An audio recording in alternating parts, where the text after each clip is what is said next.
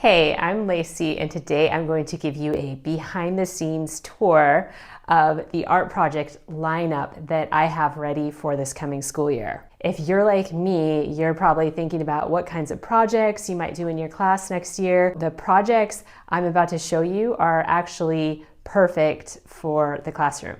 All of the projects I have planned are for students from first grade to fifth grade. The projects I'm going to show you also work great with middle school and even high school students. I run my art program as an after-school art program at several different schools. We meet once a week for 2 hours, and I run these programs as 8-week sessions. You don't have to be an art teacher to do these projects. You could be a regular classroom teacher, or maybe you're a parent who wants to do In Touch with Art in your child's classroom, or maybe you're a homeschool teacher.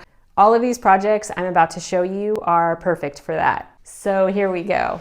Starting this fall, we're going to be creating these paintings inspired by Japanese artist Takashi Murakami, who is famous for painting these amazing faces with flowers on them.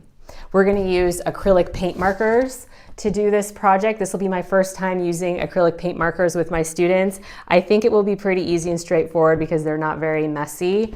We're going to be doing a study of Impressionist painting, and we will be painting San Giorgio Maggiore by Monet. This was a painting done in the early 1900s. If you're interested in making these projects with your students, you will be able to find these tutorials on my channel.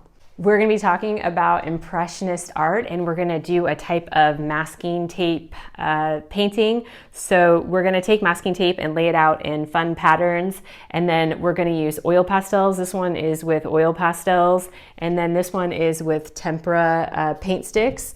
There was a Russian artist named Wassily Kandinsky who was famous for having a condition called synesthesia. So he actually saw what he heard. So if he heard music, he could actually see it. And so he spent a lot of his career focusing on painting music. We're going to talk about a super cool Austrian architect. We're going to talk about a super cool Austrian architect named Friedensreich Hundertwasser. He's famous for doing all kinds of architectural drawings that looked very similar to this, but he also designed actual buildings, and they're really well known for looking like supernatural. Like you'll see a hill and then it's actually a building, but it's disguised as a hill, and maybe there's trees growing on the roof. So he's a really fun architect to talk about. It's gonna be a lot of fun to design buildings in his style. Now I'm doing this other project. It's not based on any art movement. It's just because one of my students had this idea, and then all of my students begged me to do it, and finally I said yes. They wanted me to draw in Otter Mansion.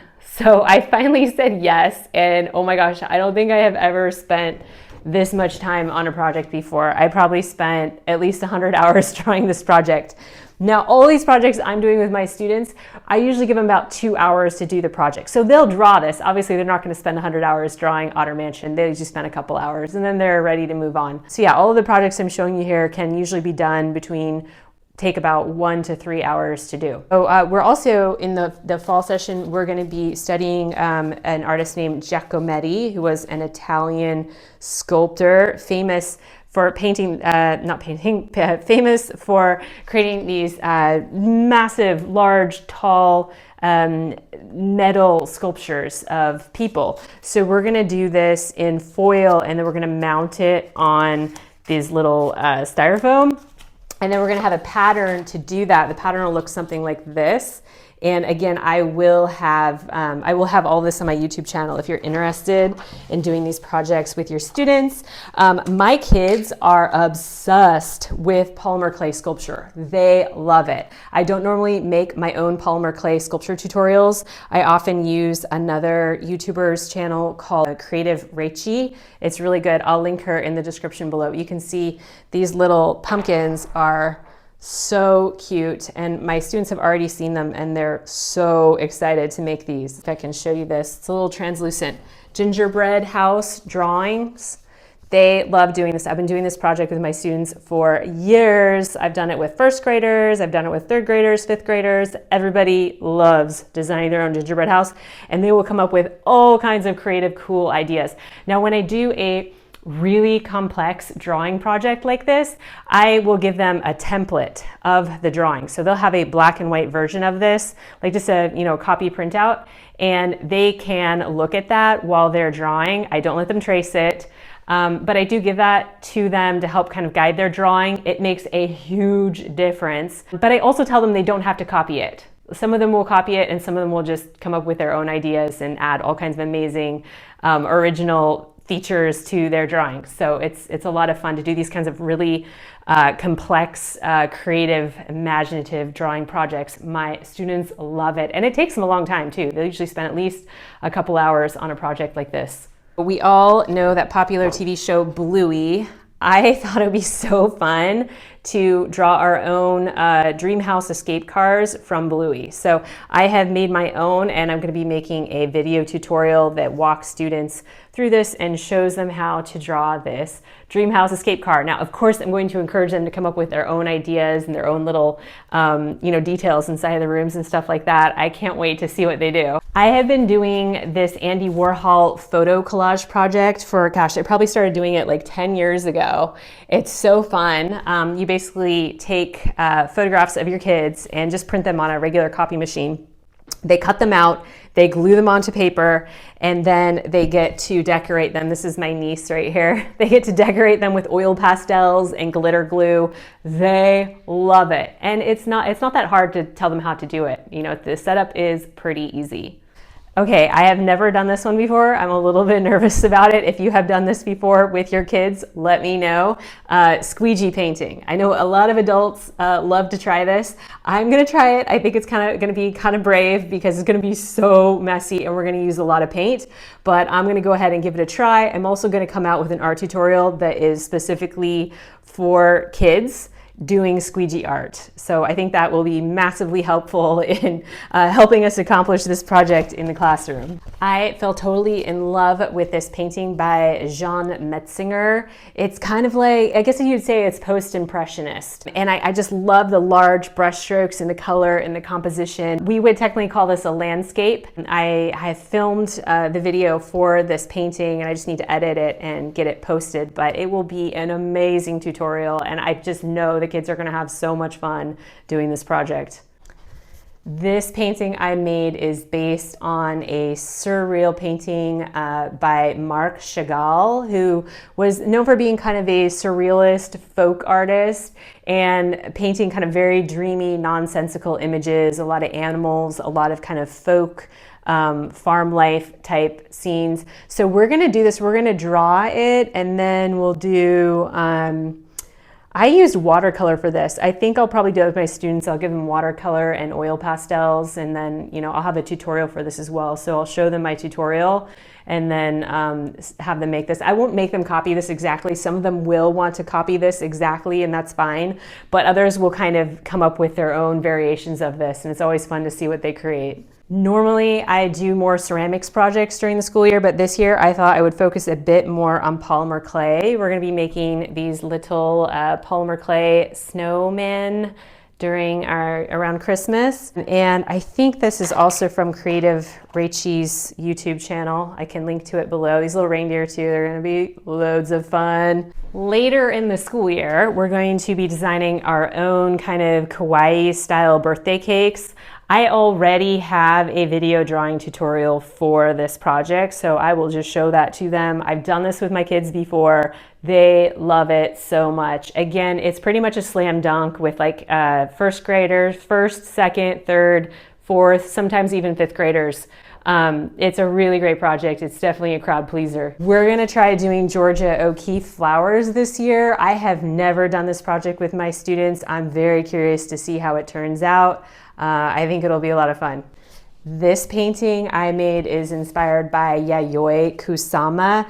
She started making paintings like this I think in Japan in like the 1950s and 60s, these kind of like amoeba-like circles. And my thought was that for this project, because of the detail, instead of using acrylic paint, we'll actually use acrylic paint markers. So again, I have never done this before with my students. I'm very curious to see how it will turn out. This art is based on a type of artwork by Paul Klee called alphabet pictures.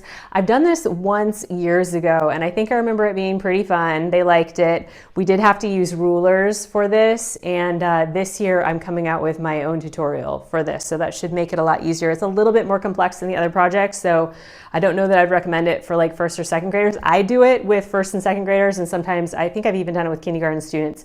It works, you just kind of have to do a little bit more hand holding, but it's a really fun project and it looks super cool. I know this looks like splatter paint, but it's actually the idea that conceptually it's based on the Dada art movement. That was kind of a precursor to the surrealist movement that developed in the early 1900s in Germany and spread to other areas in Europe and the US. So the idea of this project is that we take paint inside of little cups and some strings. They have a string about this long, and we dip the string in the cups, we get paint on them, and then we throw and drop the string on the paper. So the idea is it's Dada painting because it's kind of like a happy accident. You just see, like, by chance what's going to happen. When I do a really messy project like this, I tend to use tempera paint with my students because it's just easier to clean up. When we're doing like more structured paint projects, I'll use acrylic paint. They are so excited to make these giant treasure maps. I'm going to give them a huge piece of paper. I'm going to have them tear the edges of their paper, and then they get to design their maps. I already have a really fun tutorial on this, so I'm just going to show them the tutorial I already have, and I'll link it in the description below if you're interested in doing this project with your students. We are going to be doing one ceramics project this coming year. We're going to make these adorable little orca whales.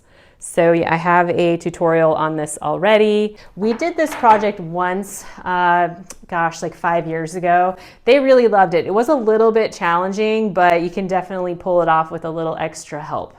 Another creative Reichi original. This is a polymer clay cupcake dragon. My kids are so excited to make these. We're going to learn about the artwork of Wayne Thiebaud. I think that's how you say his name. He made a lot of artwork of desserts in the 1960s. We're going to make these shelves. We're going to use rulers to draw the shelves, and then we're going to draw the desserts on top. So this is the kind of project that when I do it with my students, I have to be sure to give them templates to look at so they have an image next to them they can look at while they draw. That really helps them with this kind of project a little bit more complex. So I also have a tutorial for this already, and so when I do this project, I will show them that tutorial from my YouTube channel and then give them a template, which is basically just this. It's like a photocopy of this without color, and then they get a look at that while they draw their own. And of course, they can make it unique. They don't have to copy. They can add their own really cool details. Okay, this is in Dada. It's splatter paint, Expressionism, Jackson Pollock, 1940s New York. Kids love this project. It never gets old. It is super messy, so we don't use acrylic paint. We use tempera paint because it's easier to clean up. And I am going to be releasing a new video for this that gives specific instructions, because there's a lot of ways you can teach this project to make it more complex and interesting. And so I like to really kind of challenge them and give them very specific different techniques they can do with the paint rather than just like throw the paint on. They can really try manipulating the paint in a lot of different ways. We are going to be doing these Orca sunset paintings. This was actually inspired by my 18-year-old niece, Mara. I think she painted this when she was like 14, and I was like, that is cool. My kids would love that. So I made a YouTube tutorial. It's already out there. I'll link it below. Kids love this project. They're always really, really excited to do it. They think it's super pretty. They love to paint the sunset in the water. So it's a good one. I asked them this year, I showed them this project. I was like, would you guys like to do this next year? And they were all so excited. So it's kind of a Chinese dragon. We do it with crayon or oil pastel, and then we paint over it with watercolor paint. We are going to use embedded plaster strips to make these amazing plaster birds. I don't have a tutorial for this project, but I've been doing it with my kids for probably about 10 years.